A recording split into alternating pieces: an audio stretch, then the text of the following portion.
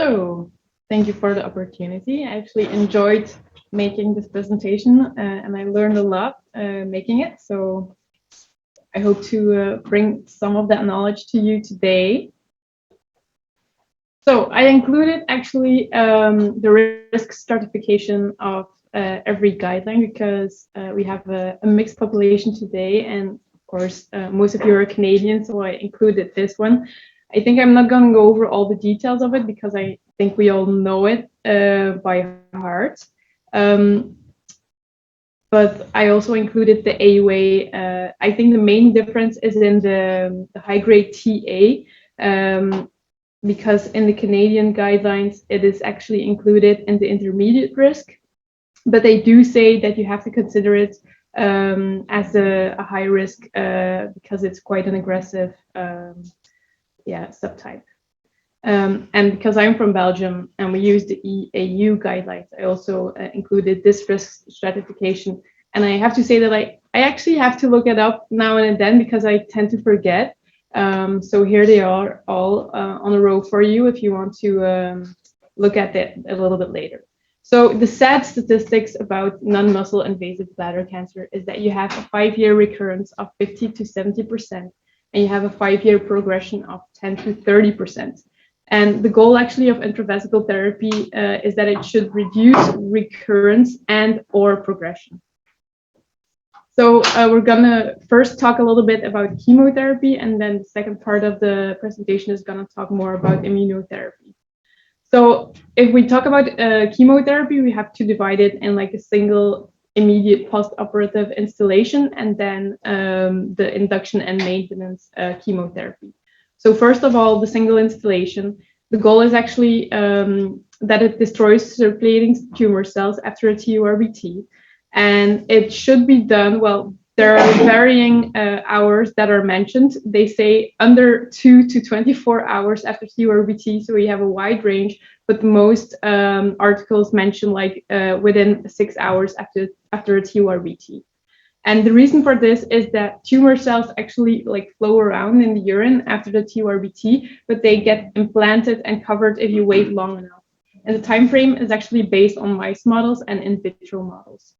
So you should definitely never give a single instillation of chemotherapy when you have a bladder perforation, and that is like a strict contraindication. There are some bad case reports mentioning abdominal trauma if you would persist and do that. And actually, so the single instillation reduces recurrence rate compared to TURBT alone, and this was proven in 4 meta-analyses. It has no impact on progression, time to metastases, and overall survival, and this makes it a big difference when we will compare it to BCG later on. So who will benefit from a single instillation? Actually, not everybody, but so primary tumors, and then importantly, intermediate risk recurrent tumors that have a recurrence of less than 1 per year, or 1 per year. And then the third indication is E or RTC recurrence score of less than 5. Well, I had to look this up, to be honest. So there's a good bladder calculator that you can download and use, and it will show you something that looks a little bit like this. So this is the recurrence table, but you also have the progression table.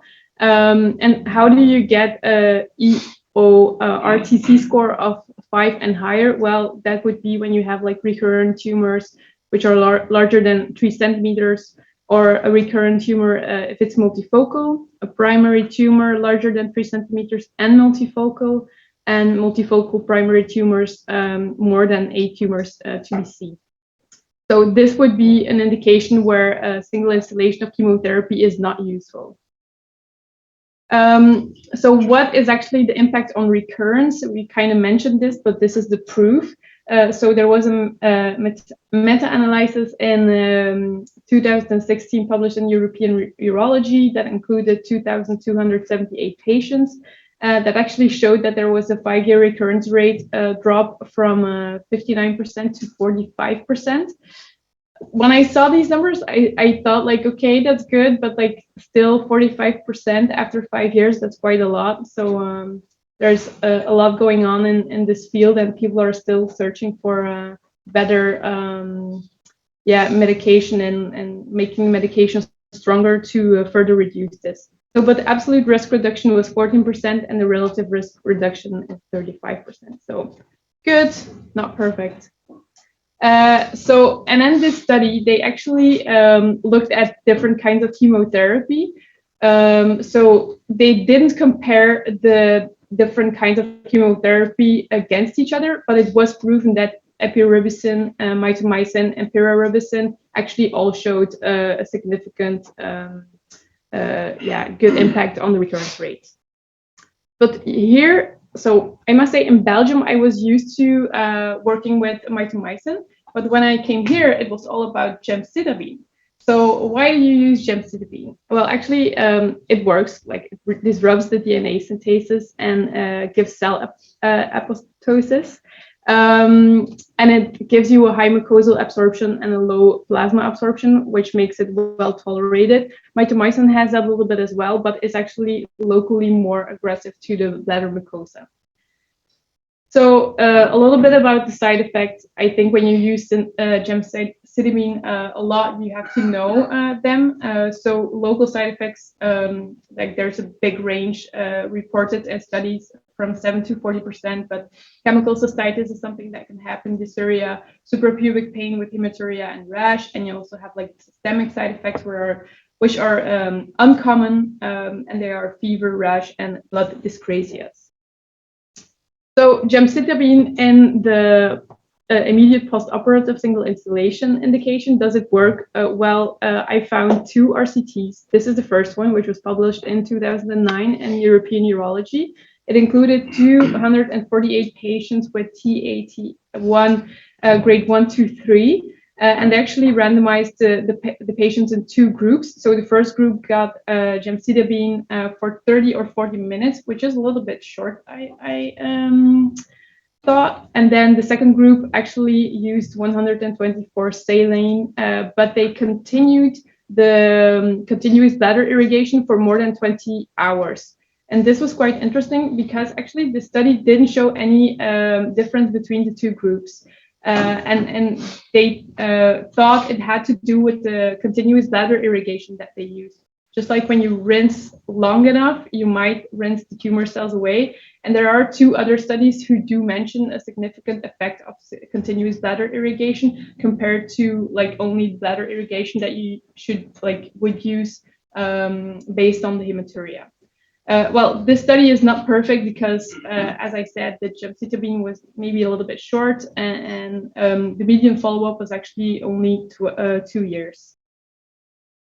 But then there was, luckily, an RCT that was published in 2018 in JAMA, which showed that patients suspected with low-risk non-muscle invasive bladder cancer were divided in 2 groups. First group got gemcitabine for 1 hour, and the second group just saline for 1 hour as a placebo.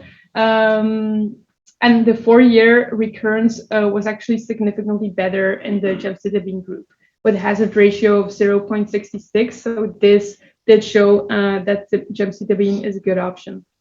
But is gemcitabine then the best option? Well, there was a meta-analysis published of 5 RCTs in BMC Urology in 2020.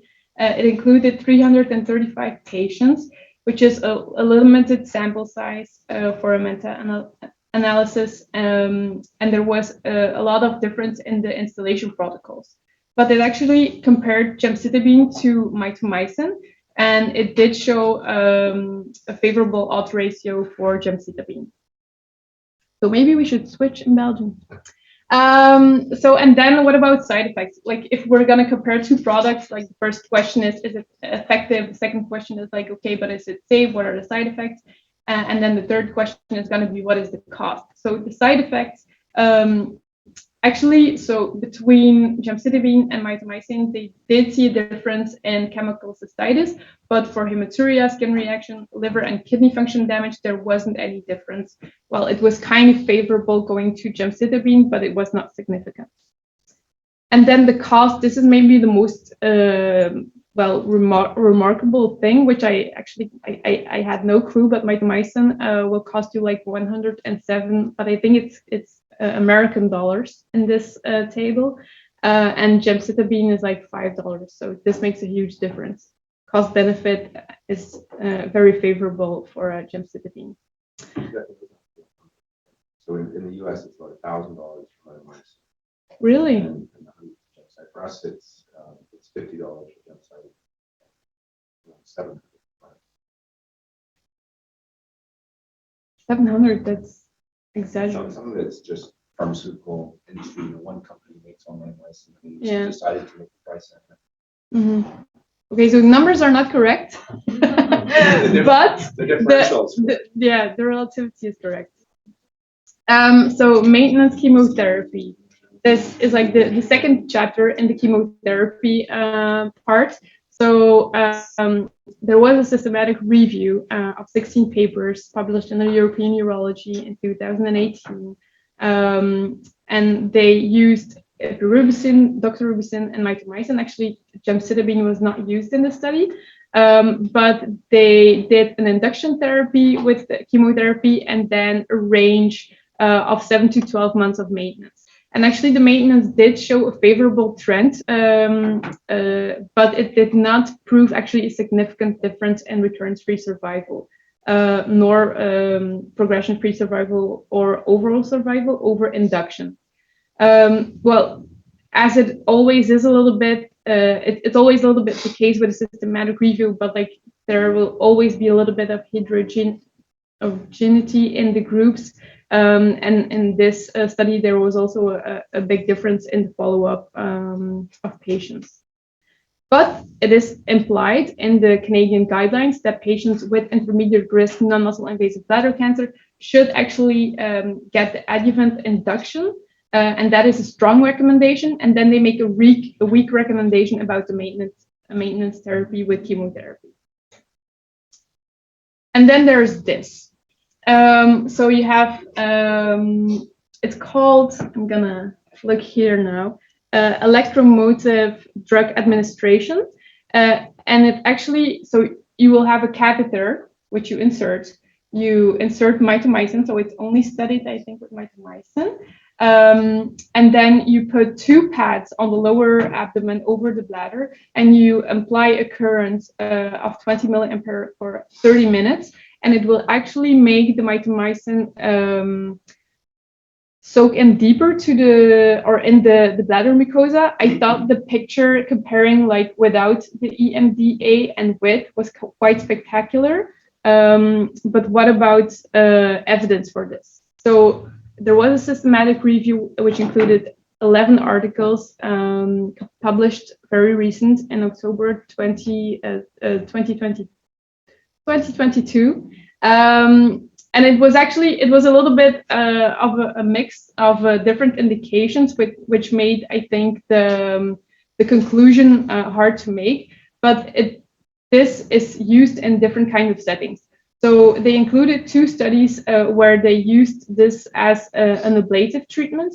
So we will not do a resection, but you actually administer this, and you hope, or you look if the superficial tumor actually goes away. And they did see a complete response in 28% at 4 to 5 weeks, which I thought was a little bit, well, not very good.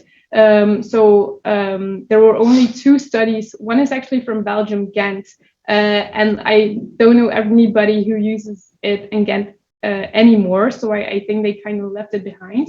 And there was one study included that used it as a single installation pre-operatively, and they compared it to like doing a TURBT and then just using passive, they call it passive mitomycin, as an adjuvant, which is the golden standard therapy. And that actually did show a significant difference in recurrence-free survival favorable to this electric current. And then they also included 8 studies where they just use it as adjuvant. 3 of them was the mitomycin with the electric current alone. And then 3 studies actually looked into it after they didn't have a a response with that should say my BCG, and then two other studies. Well, it says it there. Sorry. And then two other studies included showed mitomycin with the electric current in combination with BCG. So the writer of this article kind of wanted to make a conclusion, and he concluded that there was actually a delay shown in tumor recurrence and progression in certain populations, which is like, yeah, you're concluding something, but with that conclusion, we as urologists don't really know like where to imply it. So I guess more studies with bigger groups are really necessary in this field. If you look at the picture again, like it is quite attractive to maybe try it and use it. So I'm going to ask you later, Peter, why we're not using it. But it is, and so it is actually approved in Canada. Yeah. So the Canadian distributor has given up on it because no one adopted it. And I mean, I can give you my answer now. We did adopt it. We were the first place in Canada to have it. But and there's very good. One of the trials, the last you mentioned there is a big Italian trial.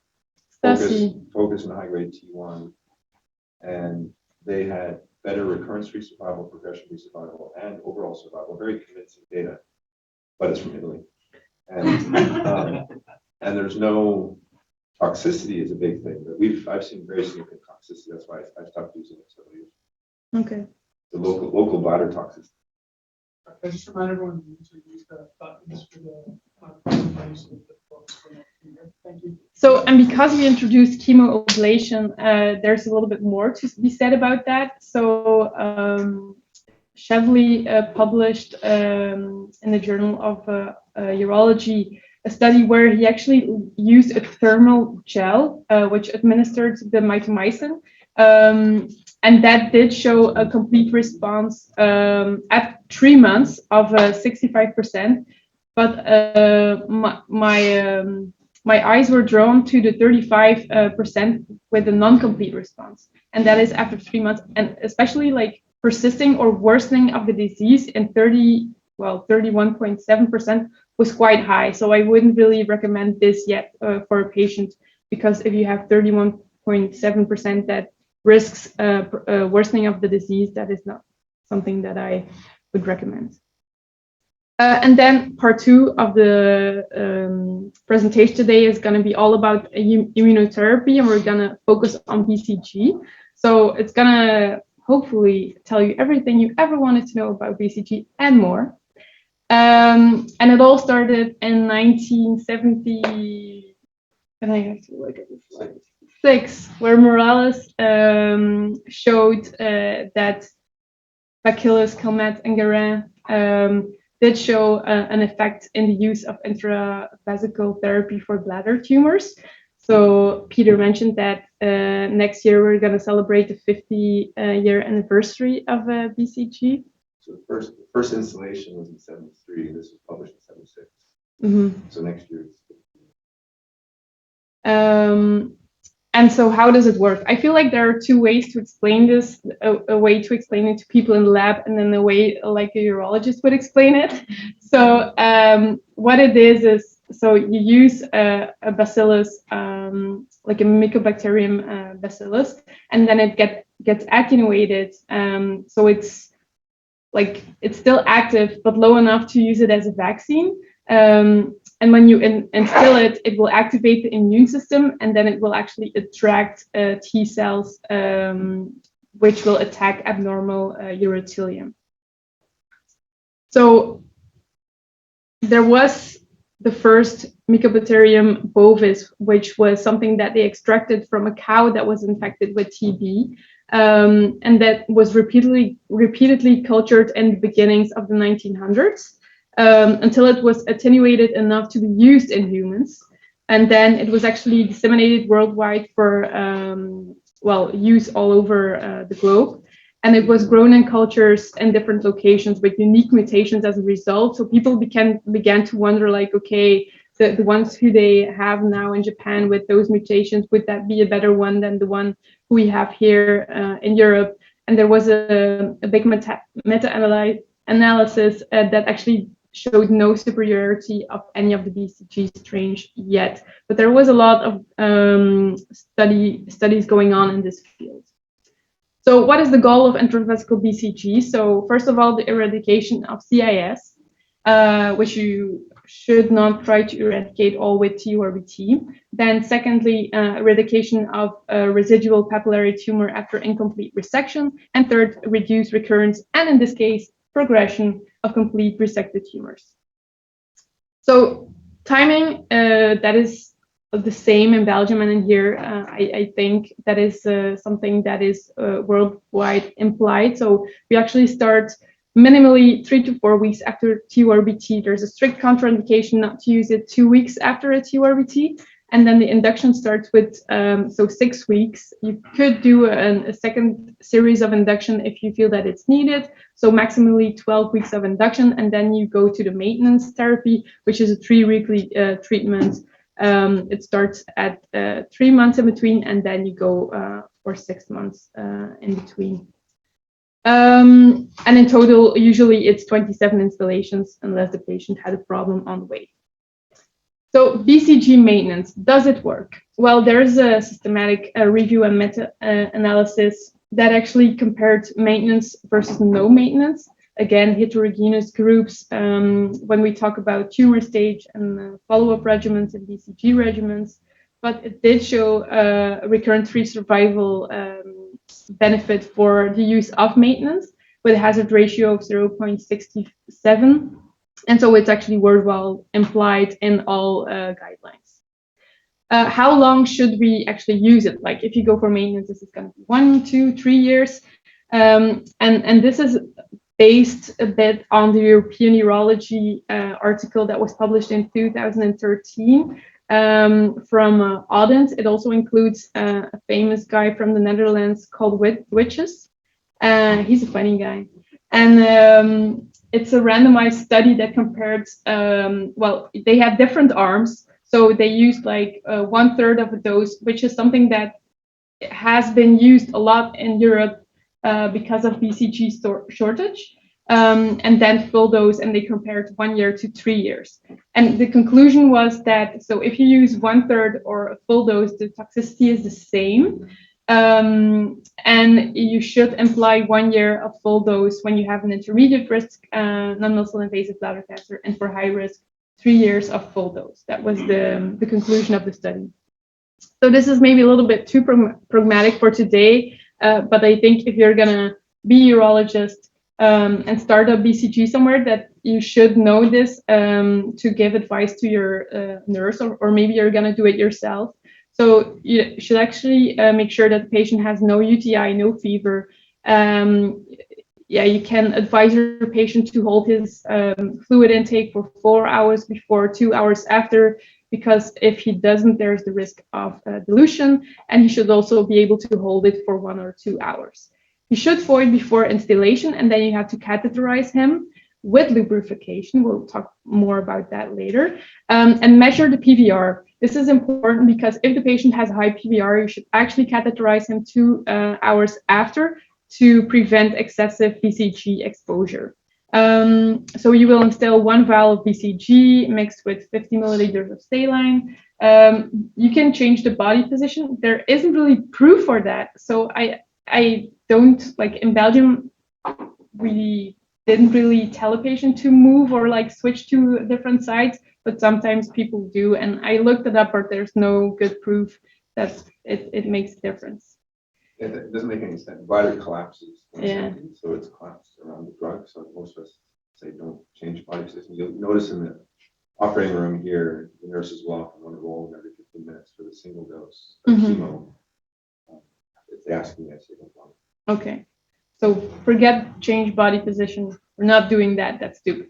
For 24 hours after the patient should void sitting, he can use bleach in the toilet, clean the toilet, hand in genitalia washing after voiding, and then no intercourse for 1 week or with a condom. So the effect of lubricants, I thought this was interesting. It's an old study. It's from 1996. It was published in the Journal of Urology, and they actually mixed BCG strains with 5 types of lubricants, and they also mixed BCG strange with catheterized urine. They used lube to catheterize these men, and they actually showed that this, like the mixture of the lube with the BCG had a significant impairment of BCG viability. So the conclusion of the study was generous use of lubricants will result in a clinically significant decrease in the number of intravesical instilled viable microbacteria. This is all good, but like the real question is this going to change something in the effects or in the efficacy of BCG? And then in 2001, there was a retrospective study that actually, so it had 2 groups. It was a little bit strange because they put all men in one group and they used, luckily, lube for the men. And then there was a second group with women, and so that group was a little bit smaller, only 72 compared to the 317, but they didn't use any lube in the women. They were matched for age and tumor characteristics, and the median follow-up was okay. It was 54 months. The range was quite broad, so that could make it a little bit dodgy, but the recurrence rate in those 2 did not differ significantly. So here the conclusion was that lube has no detectable adverse effect on clinical efficacy and should be used to avoid traumatic catheterization. And like everybody uses lube, it's not even a question anymore. So pre-BCG urine culture, should we do a urine culture before we administer the BCG? There was a systematic review in not a very high impact journal and published in 2017. It included 16 articles, and the conclusion was that asymptomatic bacteria is not associated with the increased risk of UTI, and this did not negatively affect recurrence or progression-free survival. And routine urine culture created actually an increased cost and potentially unnecessary delays in BCG treatments. It also, it's also said that if you have leukocyturia or microscopic hematuria, this is also another contraindication to proceed with BCG. So it's important to inform your patients about side effects, because I found the number that 20% of patients discontinue due to side effects. This is quite high, and this is probably in badly informed patients, because you can decrease it to less than 8% with appropriate counseling. So I'm not gonna read it out loud, but so an overview of BCG side effects, I think you should know them. I think it's always awkward if a patient mentions a side effect and you're like, no, that has nothing to do with BCG, and then you look it up and actually it's totally a BCG side effect, so you should know them so you can inform your patients about it. But the biggest group is more than 1 out of 10 patients will have a cystitis. This can be chemical or bacterial, dysuria, frequency, hematuria, and malaise, if you pronounce it that way. And similar side effects are encountered in less than 5% of patients. So that's quite good. Is BCG well tolerated? Well, yes, if you inform your patients well, then you can see at the bottom line that the dropout due to side effects is actually less than 10%, which is good.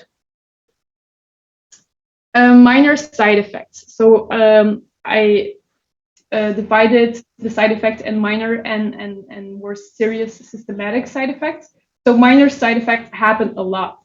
Chemical cystitis, bacterial, as I mentioned. Frequency and hematuria will happen in more than 50 or up to 50% of patients. Fatigue is also something that they mention a lot, and it usually resolves spontaneously after 24 to 72 hours. Importantly is that it actually it doesn't increase with frequency or severity when you repeat instillations. And how is it managed? So you can use anti-inflammatory. There was a study that, so because BCG gives you an immune response, you could ask yourself the question, well, should I give an anti-inflammatory? Well, there is a study that actually showed that there is no negative impact on the use of anti-inflammatory in BCG patients. So anticholinergics and beta-3 agonists can be used. There is no good proof to use isoniazid, and you should maybe consider delaying the next instillation or consider dose reduction. But the study of Odense showed that the toxicity level was the same, so there's mixed data about that. So I guess I would still do the full dose if the patient has spontaneously recovered from these minor side effects. And also always consider widespread CIS, because this can be symptomatic as well. So a little bit of practical information. So if you have a patient with cystitis symptoms, and this is important for the residents, so you can use anti-inflammatory and wait 48 hours. I would use a urine culture or do a urine culture at that moment, just to not lose any time when the patient has persisting symptoms. So if he does, you should actually postpone the next instillation and start empirical antibiotics. They do mention fluoroquinolones in some guidelines, so you can use that, but be careful of the resistance pattern.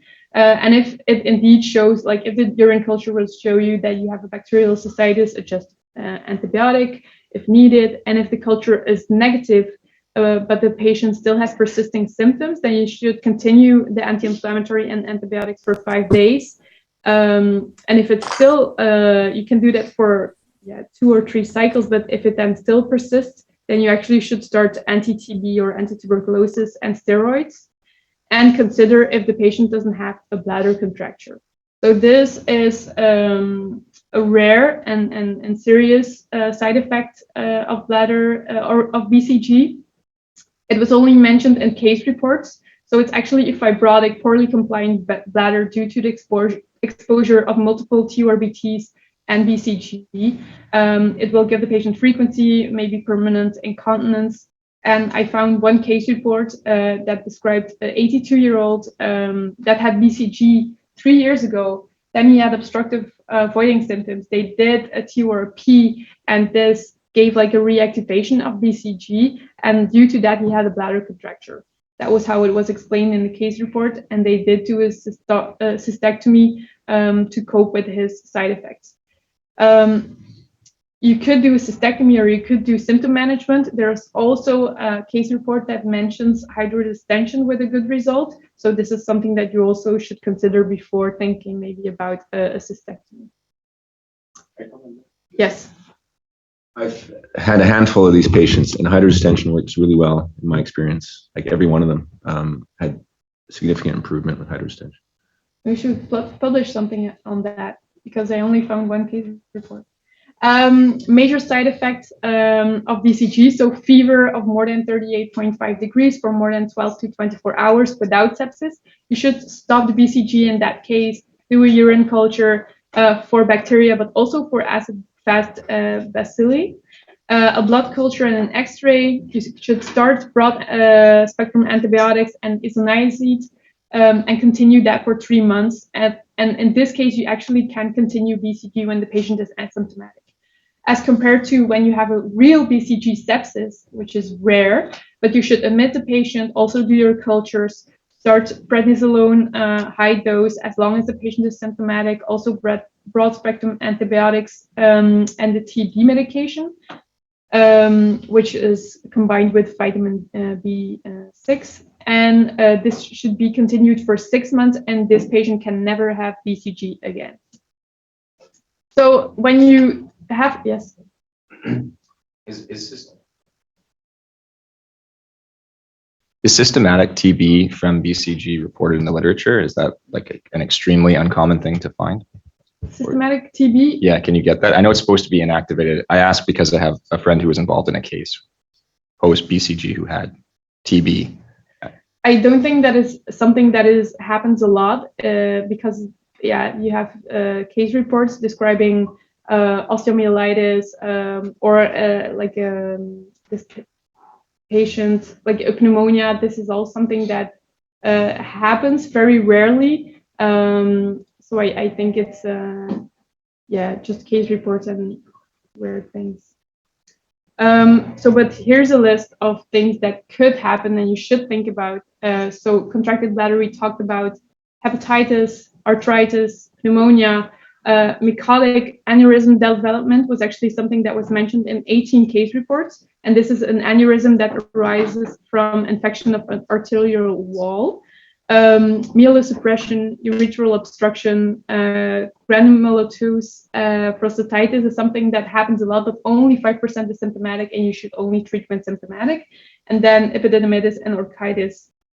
When it's symptomatic, you should treat it like the prostatitis, which is with antibiotics or isoniazid and rifampin for 3 to 6 months. And then in all of these, you should actually never give BCG again. Yes. So, that's a long list. And so you sort of, everyone's eyes roll over and stop paying attention. But I think the one that really happens regularly is the arthritis. Mm-hmm. So you can get patients with, I guess it's a reactive arthritis, I don't know, but they can get really, big red swollen knees that can impair quality of life and are actually difficult to treat.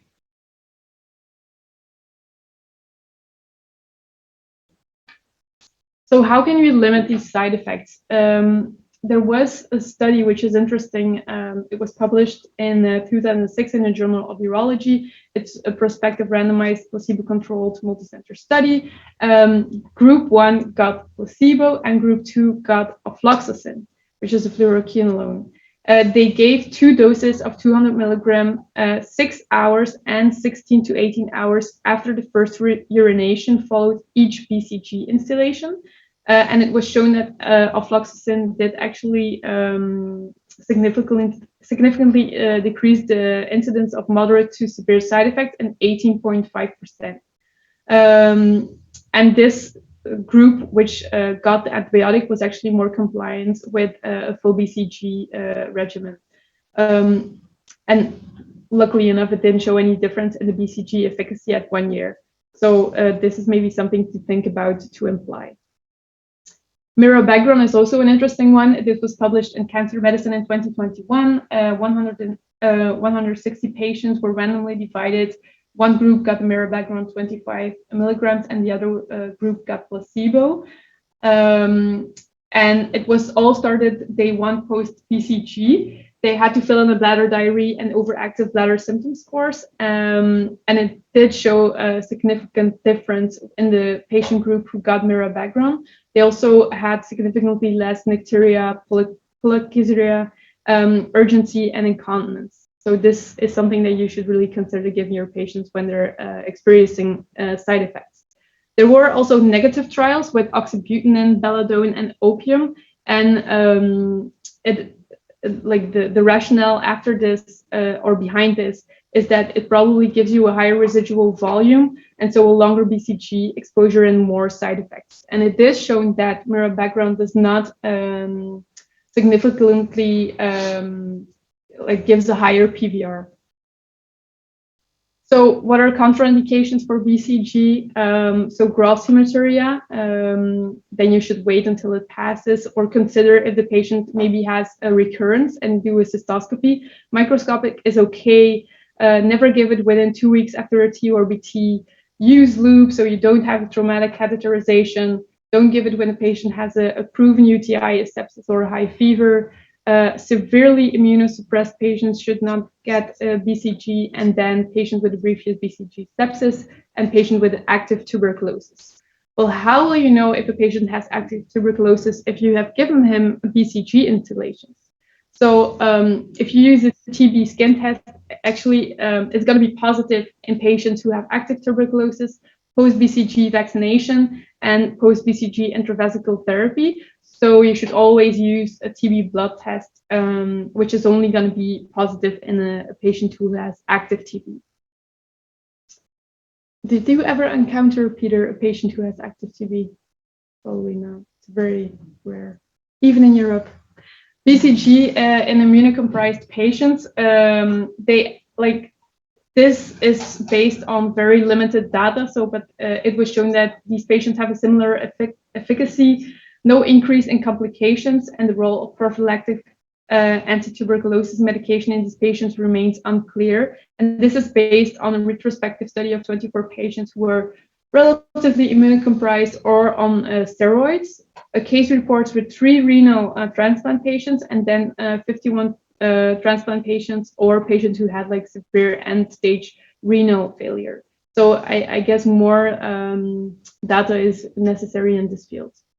And then BCG in patients over 70 years old. We have I think a big population of 70 plus patients, so quite interesting for us.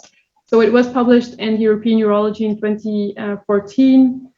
A study of Oddens again included 822 patients with TA to T1, grade 1 to 3 non-muscle invasive bladder cancer. They were randomized in BCG with or without isoniazid, and then the other group got iberubicin. And in the BCG arm, they actually had 34% of patients who were over 70 years old, and 3.7% of patients were over 80 years old.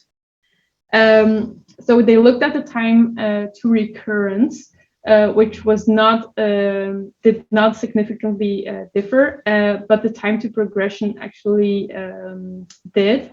So BCG was said to be less effective, but still more effective than iberubicin in patients over 70 years old, and with similar side effects. So because we don't have anything better for these patients, we still give them BCG, but it may work a little bit less than in younger patients.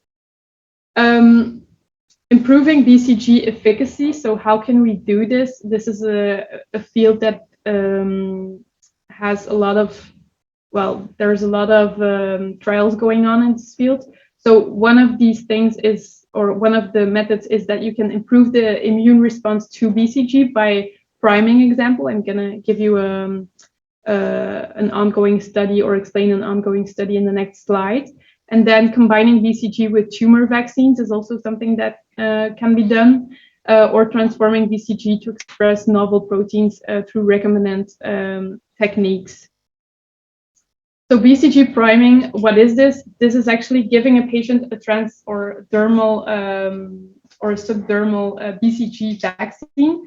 And in that way, you will train his innate immunity. And the goal is that you have a more robust response to secondary non-related stimuli after being initially primed. So there is an ongoing trial that is called the S1602 intergroup trial. It's a phase 2 clinical trial, and they actually compare. One of the questions in the study is they will use 2 strains, and again, they want to know if one strain is better than the other. And then they also want to know if the patients who they primed with BCG get a better response to the BCG than patients who are not primed. So yeah, there is mixed data. So some studies, prior studies, did not show a benefit from boosting or priming, but then other studies actually did. So I'm interested to see what this trial is going to show. So what are the big take-home messages? We all know this. So low and intermediate risk, you should consider immediate single instillation gemcitabine. Intermediate risk, you should consider 1 year of chemo or 1 year of BCG. And then in high-risk patients, you should administer BCG induction with maintenance.